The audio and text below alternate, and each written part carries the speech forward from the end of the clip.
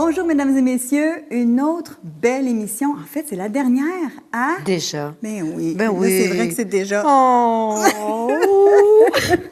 On va pleurer Bon, tantôt. oui, c'est ça. Mais là, pour l'instant, on est à l'émission Vivement vieillir! Oh, puis on est-tu bonne avec nos petits bras ensemble?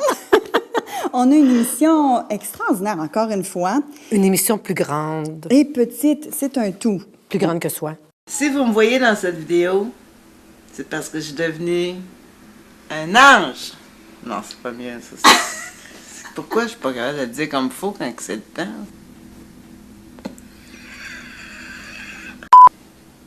Si vous me voyez dans cette vidéo-là, c'est parce que je suis devenue un ange.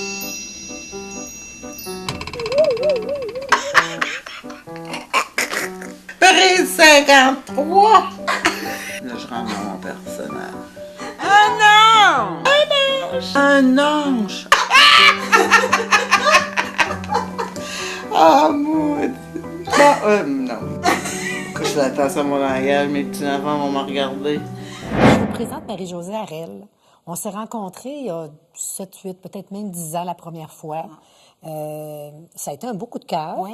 Oui, puis on s'est revus à différentes reprises. Puis tout de suite, quand on a pensé au thème de la spiritualité, je me suis dit, c'est Marie-Josée qui est l'invitée idéale. Parce que tu as un parcours particulier. J'ai vraiment un parcours particulier. Moi, la spiritualité, là, ça fait partie de ma vie depuis au moins 30 ans. Okay. J'avais 15 ans quand j'ai commencé à me poser des grandes questions existentielles du genre, est-ce que Dieu existe? Qu'est-ce qui va arriver après la mort? C'est quoi le sens de la vie? Puis ça m'a amené, cette quête-là, adolescente, ça m'a vraiment amené à faire des recherches très intenses. Puis à un moment donné, eh bien, je suis allée vivre en communauté religieuse. Ça, moi, quand j'ai su ça, là, j'étais assise, mais je serais tombée en bas de ma chaise parce qu'on la regarde, puis on se dit, mon Dieu, elle a été religieuse pendant 6 ans. Oui. J'ai vécu en communauté religieuse de l'âge de 22 à 28 ans. Puis la communauté où j'étais, en fait, c'est des communautés nouvelles. Leur particularité, c'est qu'elles sont mixtes. Alors, moi, j'étais dans un contexte traditionnel. Alors, des fois, les gens me disent, mais comment tu as pu aller dans une communauté religieuse? Ces communautés nouvelles qui sont nées dans l'Église à partir des années 70 sont très vivantes. Okay. C'est jeune aussi. Il y a beaucoup de jeunes. Il y a des hommes, il y a des femmes, il y a même des fois des couples à la retraite et tout ça. C'est très différent de l'idée qu'on s'en fait. Oui, c'est très, très différent. Tu étais une religieuse, je veux dire une sœur. Oui. Moi, j'ai vraiment fait là, des promesses de pauvreté, d'obéissance et de chasteté. Okay. Alors, j'ai pratiqué la chasteté pendant 6 ans. Puis la chasteté, ça consiste à ne rien pratiquer, là, c'est ça. Rien. Okay. Donc, dans le fond, tu as commencé très jeune à te poser des questions sur la spiritualité. Puis j'imagine que ce 6 ans-là aussi, qu'est-ce que ça a transformé, en fait, dans ton parcours? Bien, pour moi, je suis allée en communauté religieuse parce qu'à un moment donné, j'ai vécu une grande expérience spirituelle. Puis, j'ai pas beaucoup de mots pour le dire, à part que de dire que j'ai fait une rencontre de Jésus au plus profond de mon cœur. Pour moi, Jésus est encore une figure marquante aujourd'hui dans ma spiritualité. C'est mon guide, c'est mon mentor. Puis j'aime bien maintenant dire que c'est mon ex. Parce que, bon, moi, je suis en bon terme. Je suis en très bon terme avec mon ex. Alors, c'est ça. Et c'est ça qui m'a amenée à aller vivre en communauté. Puis ce que ça a surtout changé pour moi, la communauté, je pense, ce qui a été le plus marquant, parce que j'étais dans la vingtaine à ce moment-là, ça a beaucoup, beaucoup modifié ma façon d'entrer en relation avec les autres. Okay. C'est ça qui est le plus grand héritage que je garde de ma vie en communauté parce que c'est un lieu où moi, j'avais choisi de vivre mes relations différemment, c'est-à-dire de vraiment suivre les traces du message d'amour de Jésus. Puis vous savez comment dans notre société, on se protège, tu sais, les uns des autres. On a comme toujours besoin, on a peur d'être attaqué, on a peur que quelqu'un nous blesse, que quelqu'un, par ses paroles, nous fasse mal. Moi, j'ai vraiment appris à m'ouvrir aux autres puis à ouvrir mon cœur en communauté. Et ça, c'est le plus grand héritage que je garde. J'ai compris aussi que aimer, c'est prendre le risque d'être blessé, mais que quand tu ouvres ton cœur profondément, l'autre répond à ça. Et là, tu peux entrer dans une connexion réelle par le cœur avec l'autre personne.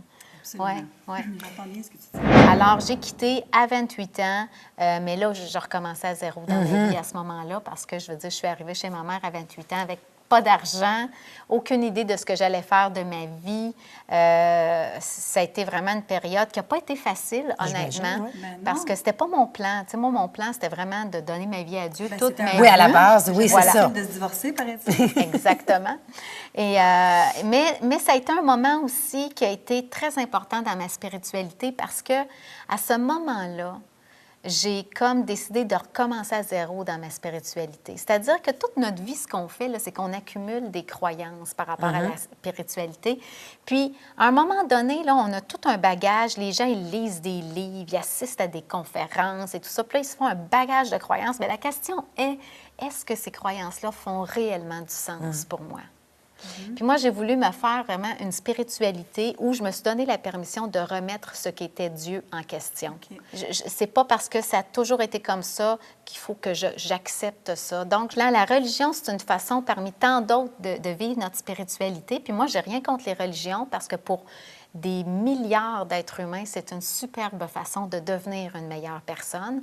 Mais la spiritualité, là, ça appartient à aucune religion, à aucun système de croyance, à aucune philosophie. C'est vraiment quelque chose, c'est un mouvement de notre personne qui relève de plus grand que nous. Puis là, des fois, les gens vont me dire, mais comment je fais pour savoir si on est spirituel? Puis moi, je dis, mais on l'est. À partir du moment où on pense qu'on est plus qu'un cerveau et qu'un corps. Puis moi, des fois, je te pose la question, même aux enfants, tu sais, je suis allée même dans des écoles, puis je dis, vous autres, est-ce que vous croyez là, qu'on est plus qu'un corps, qu'un cerveau? C'est-à-dire que quand tout est mort, là, mettons que notre corps meurt, puis notre cerveau meurt, est-ce qu'il reste quelque chose de nous? Puis à partir du moment où on croit qu'il reste quelque chose de nous, mais là, c'est comme si on admet qu'on est aussi âme, esprit, conscience. Et on admet notre côté spirituel. Pourquoi il y a des gens qui disent toi, t'es bien spirituel, et toi, t'es très... On dirait qu'il y a des degrés de spiritualité. Mais dans je pense ce que tu définis. À la base, c'est je veux dire, quand on croit qu'on est spirituel, c'est égal, on l'est tous. C'est au même titre qu'on est tous un corps, on est un cerveau, on est spirituel aussi. Mais c'est que quand quelqu'un va avoir des pratiques ouvertes là, de spiritualité, là, on va penser que cette personne-là est donc spirituelle. Quand on parle, par exemple, de méditation. Exactement. Là, on va interpréter ça comme elle est donc spirituelle. Mais à la base, moi, je crois profondément que tous les êtres humains sont spirituels. Ça fait partie de notre vie, mais à un moment donné, c'est de comprendre qu'est-ce que ça veut dire être spirituel, tu sais, dans le concret, dans le quotidien. La spiritualité aussi, c'est tout ce lien, cette relation qu'on entretient avec ce qui est plus grand que nous. Donc, peu importe le nom qu'on lui donne, qu'on appelle ça Dieu, qu'on appelle ça la vie, qu'on appelle ça l'univers, l'énergie, la source, peu importe, mais c'est aussi le lien qu'on entretient avec ce qui est plus grand que nous. C'est aussi ça, la spiritualité. Puis encore là, une grande majorité de gens entretiennent une forme de lien avec l'au-delà, avec plus grand. Moi, j'ai des gens souvent qui me disent « Ah non, non, non, moi, je ne crois pas en Dieu. Non, non, moi, je suis athée. » Puis là, je vais dire « OK, mais admettons, quand ça va mal dans ta vie, est-ce que ça t'arrive des fois de faire des demandes, de prier? » Puis la personne va me répondre « Non, mais là, je prie ma grand-mère qui est décédée, par exemple. » Alors, cette personne-là, elle n'est pas athée.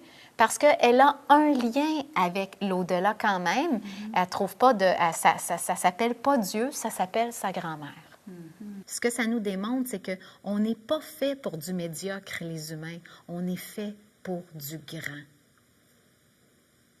D'ailleurs, tu as écrit un super beau livre qui s'appelle « Plus grand que soi ». Plus grand que soi, Tu en as écrit plusieurs parce que tu t'es donné comme un souhait, une mission, si on peut appeler ça comme ça, de démystifier tout ça. La spiritualité, vraiment, puis de donner la permission aussi aux gens de remettre en question leurs croyances spirituelles. Il y a des croyances qu'à un moment donné, on a besoin de faire du changement. Il y a des croyances qui ne conviennent plus à un moment donné dans nos vies. Quelle est la croyance que tout le monde a rapidement? Oh, Supposons une qui nous vient. Wow. Là.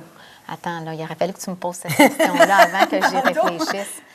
Je pense qu'une des croyances qui revient souvent, là, c'est cette idée que si j'agis bien, le divin va me récompenser. Si j'agis mal, le divin va me punir. Oui, va m'envoyer des épreuves. Ou, même on va retrouver ça dans la loi du karma, genre, tu récoltes ce que tu sèmes. Tu agis mal, c'est parce que tu agi mal, tu vas récolter. Si je choisis d'aimer et de faire le bien, est-ce que c'est uniquement dans le but de récolter du bien ou c'est plus dans une orientation de je crois que je suis faite pour ça, moi je suis faite pour aimer, puis je veux aimer peu importe les résultats.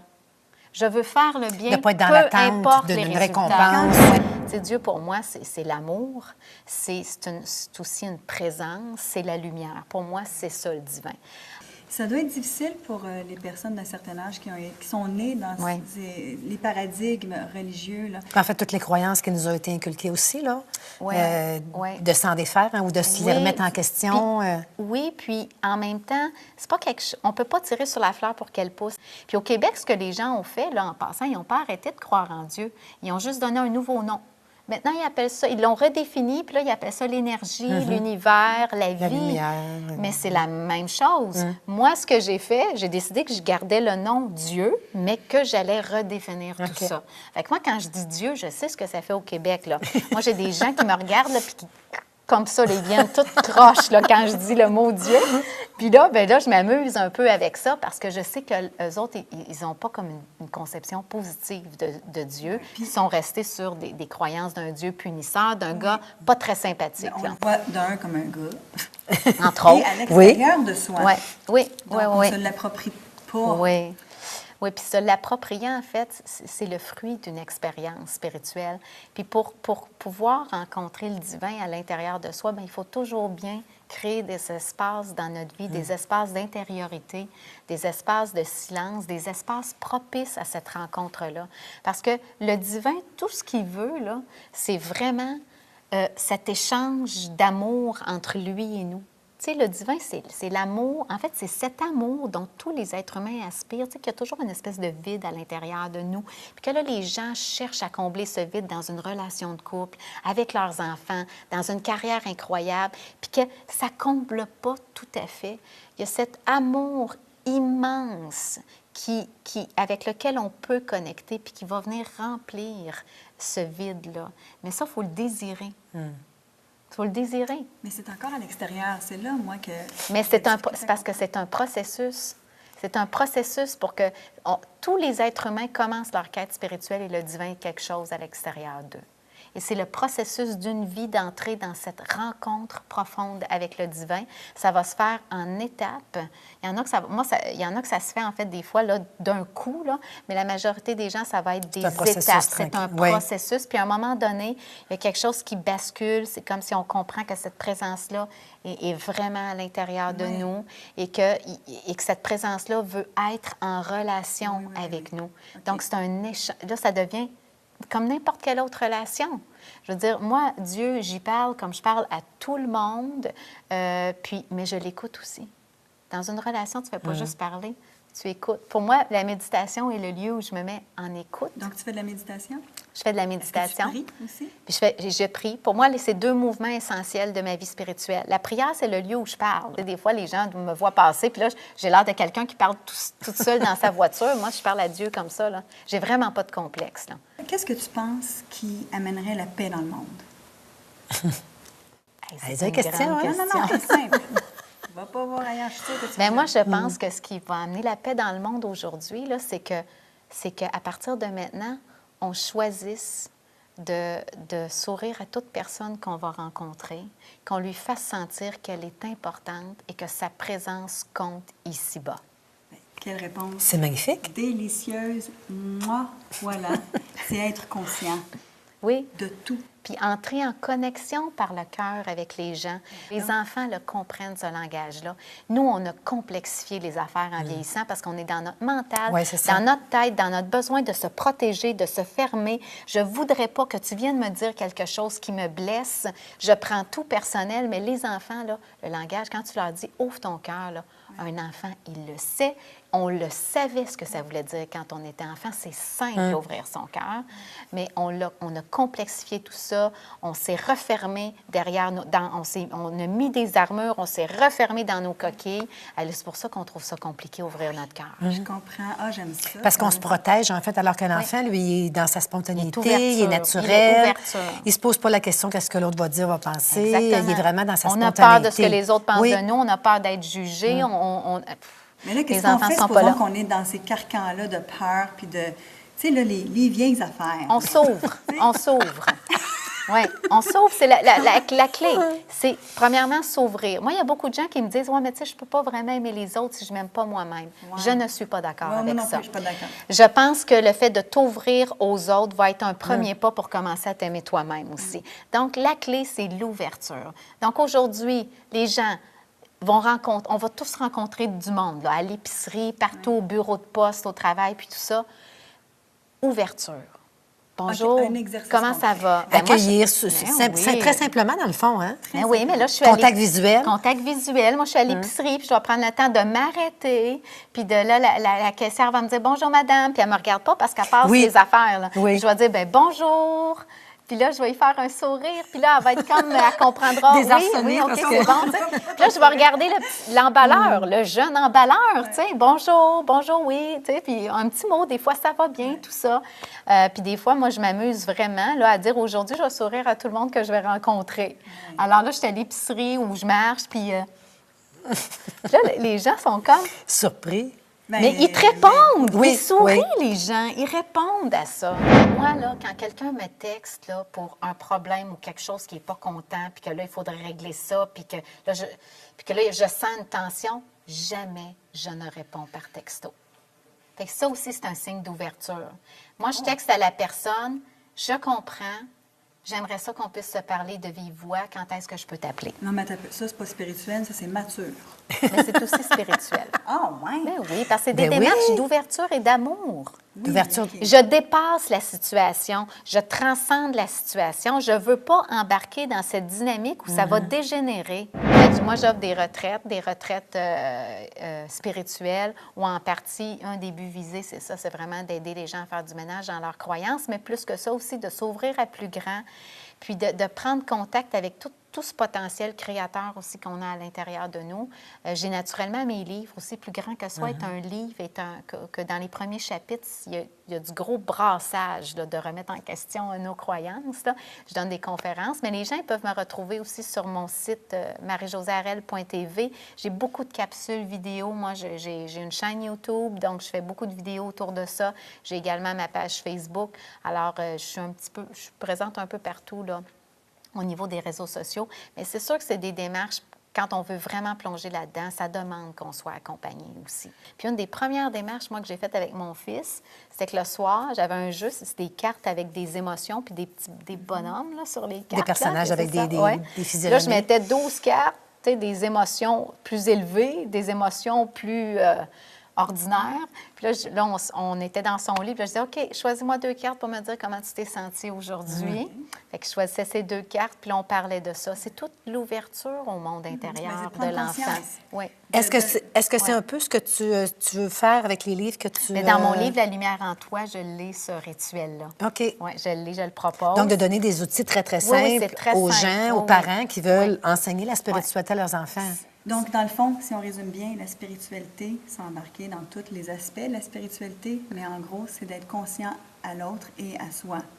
En partie, oui. En tout cas, si tu avais un bucket list, toi, 3 choses à faire avant de mourir, ce serait quoi? C'est vrai, c'est ça, moi, ces affaires-là, là, attends, il faut que je réfléchisse, là. Moi, Bien, probablement que je suis vraiment une femme comblée, là. Oui, c'est ça. Ouais, Tu c'est peux ça. mourir Je suis demain, vraiment puis tu vas avoir je suis accompli. une femme Mais peut-être parce que comblée. tu te poses ces questions-là tous les jours. Donc, Ouais. Tu sais, il y en a plein de choses que j'aimerais... Tu sais, bucket list, moi, j'aimerais ça un jour que mes livres soient traduits en anglais, en plusieurs langues partout dans le monde. Puis j'aimerais Bon. ça me retrouver avec Oprah. Bon, ça, OK. c'est sur OK, mon ça fait bucket 2, list. Ça fait 2 bucket lists, c'est ça. Ça serait pas mal tout autour de ça. Je pense gagner beaucoup de visibilité pour pouvoir partager mon message de cette façon-là. Dans le but vraiment d'aider, parce que j'ai 2 livres pour enfants, 2 guides par enfant pour apprivoiser la oui, spiritualité. bien ça, je trouve ça super intéressant Ben, parce y en qu'on a n'entend pas ouais. parler de ça non plus. Non, parce qu'en fait, il n'y en a pas de livre. Là. Quand tu veux initier ton enfant à la spiritualité, à part des livres liés à des religions, il n'y en a pas. Là. Alors moi, je les ai créés à la demande vraiment des gens qui me disaient, Marie-Josée, il faut absolument que tu nous aides à parler de spiritualité à nos enfants. Fait que si on me dit, tu sais, mon souhait ultime, moi, j'aimerais tellement que ces livres voyagent partout dans le monde, parce qu'il me semble que je les vois, ces petites familles rassemblées autour d'un livre qui les ouvre à leur spiritualité, qui les ouvre à mettre plus d'amour dans leur vie, qui les ouvre à vivre davantage avec le cœur. Puis ça, c'est un souhait, je dirais, c'est une vision, c'est plus grand que moi-même, ça. Donc, le but, mesdames et messieurs, c'est d'arriver à un point dans votre vie où est-ce que votre rêve devient aujourd'hui. Vous vivez votre rêve. C'est encore le plus merveilleux. Oui. Alors voilà, c'est vraiment tout, pas juste pour aujourd'hui. Pour la saison. Pour la saison. Déjà. Ben oui. 10 émissions, ça a passé. Ben, ça a vraiment passé. En bonne compagnie, Écoute, ça passe bien quand même. Quelle émission a été ta préférée, toi? Écoute, il y en a eu plusieurs. C'est une question difficile. Même s'il y en a eu juste 10, il y a eu quand même des sujets fort intéressants. Écoute... Moi, j'ai bien aimé parler de la mort avec toi. Ah ben là, écoute, c'est sûr que... On parle de la vie. J'ai un parti pris, là. Oui, c'est ça. Ta mission, si je comprends bien, je résume ça en 3 mots. Tu souhaites qu'on soit conscient que la mort peut être à chaque instant. Oui, pour transformer le regard sur la vie. Pour vivre le moment présent. Oui, tout à fait. J'aime ça, j'aime ça. C'est très beau. J'aime ça, moi aussi, là. Oui, c'est clair que ça serait ma préférée aussi parce que c'est mon sujet. Ouais. Mais en fait, au-delà de ça, j'ai beaucoup aimé aussi parler avec Sylvain et Gabriel. Ah oui! Oui. Sylvain, ça, c'était drôle. C'était drôle, c'était intéressant. Merci beaucoup. Merci. Merci. Infiniment. Merci. Merci. Merci. Notre jeune prêtre. Écoute, on s'attendait pas à ça. Ça m'est arrivé avec tous les vêtements de prêtre, ça, puis là, je suis devant l'église, là, en train d'accueillir les gens, puis tout ça, puis un gars jeune qui passe avec du skate, puis là, je fais un peu de skate avec tous les vêtements de prêtre. Là. Hey, faut filmer Eh ben ça. oui, Mais ça, j'aime c'est beau. C'est casser les stéréotypes. Oui, c'est Ben, ça. oui, donc, on peut dire qu'on a rencontré quand même des gens assez marginaux. Hein? Oui. Chacun à leur façon, des gens différents, des gens qui sont dans vraiment le thème vivement vieillir. Je pleurais. oui? Je pleurais comme un enfant. J'étais tellement content d'avoir 2 petites filles, là, tu sais. Et puis, elles le savent aussi. J'arrive là, puis je suis là pour elles. Je suis là juste pour elles. Alors, qu'est-ce que tu retiens de ça, cette saison-là, toi? Écoute, une très belle expérience. J'espère que ça a été une expérience tout aussi profitable et intéressante pour vous, mais vraiment une expérience humaine, passionnante, inspirante, qui nous a amené des réflexions. Des réflexions personnelles Ben, sur c'est le soi-même. but. C'est le but du jeu. Effectivement. On espère que ça a fait la même chose de votre côté aussi. Oui. Et toi? Et moi? Et oui, toi? Ben, moi. Il me restait plus rien qu'à chanter. J'aurais aimé ça avoir un... Ah, ben là, vas-y. Fais-toi plaisir, c'est la fin. Je suis gênée. Attends, là, moi, qu'est-ce que j'ai aimé le plus ou qu'est-ce qui m'a marqué? Oui. Ben effectivement, écoute, moi, ce qui m'a marqué, en fait, c'est l'expérience au complet. C'est le fait que, vous ne le savez pas, mesdames et messieurs, mais là, vous allez savoir dans 3 secondes, on a réussi à faire en 1 semaine... Un exploit. Oui, on était aux Olympiques. On a fait en 1 semaine ce qu'habituellement les humains font en 6 mois. Mais Hélène, c'est pas une humaine. Elle a des plumes qui poussent en dessous des bras. C'est un ange! C'est un ange! Écoute, toi, t'es tombée dedans comme la posture magique avec Obélix. Donc, puis, ben oui, puis on a une belle chimie de toute façon. Donc, oui, je suis contente. Fait que ça a été une belle expérience, même si ça a été une expérience de dernière minute, là. Très dernière minute, mais on est spontané, une chance. Oui, on s'est bien débrouillé. Les gens ont de l'apathie, ils ont de la misère à se mettre en action. Donc, pour lui, c'est un accomplissement. Là. Oui, tout à fait. Donc, on voit ici, mesdames et messieurs, les Olympiques d'une mère. C'est ça. On Une peut vie tout à passer fait une entrevue, normale. on peut avoir 2 enfants sur le plateau et gérer un téléphone aussi. Oui, ça, c'est gérer le téléphone, gérer l'ordinateur. Ça, c'est Moi, j'ai besoin d'un public qui rit, comprends-tu? Oui, puis là, et ben, vous, on vous entend pas rire. non, c'est ça. Elle, oui. Oui, il y a ça. Pour ça, par exemple, je suis un bon public. Très bon. Pourquoi?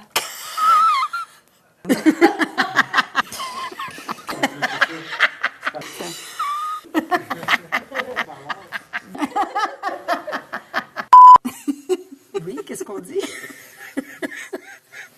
Merci! Oui, merci. Et D'abord- continuez de nous suivre tout de même hein, sur la page Facebook et sur le site zonetv.org. La page Facebook est toujours vivante. Oui, et continuez d'écrire vos commentaires, vos suggestions. Qui sait? Et peut-être que le prochain invité sera vous, mesdames et messieurs. On aime ça. les vraies affaires. Merci beaucoup. Merci d'avoir été là. Et peut-être à la prochaine. À la grâce de Dieu. Au revoir. Ça va bien avec l'émission, ça, hein? Oui, ça va très bien. Oui. Bon. Hey, shit! J'ai oublié quelque chose de très important, vite. C'est pas grave, je vais retourner là. C'est super important, même à moi, tourne, me sens pas bien. Ouais, c'était une saison assez extraordinaire. On s'est sentis comme aux Olympiques, mesdames et messieurs. C'est ça qu'en fait, on a fait. On était Vraiment. dans l'élite. Ça a été un exploit. Un exploit, un tour de force extrêmement merveilleux. Puis on a été stressés avec tout ça. Hein? C'était fatigant. Et puis là, ben moi, j'ai quelque chose pour toi, Hélène. Oui, j'ai quelque chose pour toi. Ben oui, on a été stressés puis fatigués. C'était difficile, tout ça, là. Tu trouves pas? Oui. Alors, Et? attends un peu, je vais aller chercher. J'ai une petite surprise. J'aime ça, les surprises, moi. Regarde! voyons. Regarde! Alors, ça, c'est exprès pour que tu puisses maintenant, à partir d'aujourd'hui, ben là, je sais que tu le fais tout le temps, là, mais fais semblant, relaxer. En tout cas, ça va t'aider. C'est un forfait de... Écoute, Naturaderm te font ce cadeau-là. Tu vas être traité par Josée La Charité, qui est extraordinaire. Écoute, elle m'a fait un facial l'autre fois, puis j'avais des soubresauts, là, c'était incroyable. Tu peux avoir un facial et un massage. Et tu as aussi, parce qu'on est dans la spiritualité, un genre de lit, là, avec des cristaux, là. Écoute, je ne sais pas ce que ça va t'amener, cette histoire-là, mais ça, là, tout ça, c'est d'une valeur de 150 $. En plus, elle vend des crèmes éminence. J'ai besoin de lunettes, moi, là, j'ai reculé ça. Vraiment une bonne crème extraordinaire. Ah, ben merci. Ça enlève les taches de vieillesse, ça. Ah, ça donne bien. Ça donne bien parce que je me prépare à mes 60 ans, donc... En tout cas, j'espère que tu vas aimer ça. Josée La Charité est extraordinaire. Merci, Josée. C'est un beau cadeau. Naturaderm, oui. Hey, moi aussi, je suis contente que tu aies ça. Ben vraiment. Donc là, c'est ça. On finit ça. Là, je sais que tu es traumatisée par le cadeau que je je suis t'ai obligée. donné. Je bois un petit peu d'eau, là. On va en boire un petit peu moins tout, tant que ça. Elle fait chin-chin. Santé, dernière émission. Tantôt, ça va être du vin. Je peux pas voir. Bon.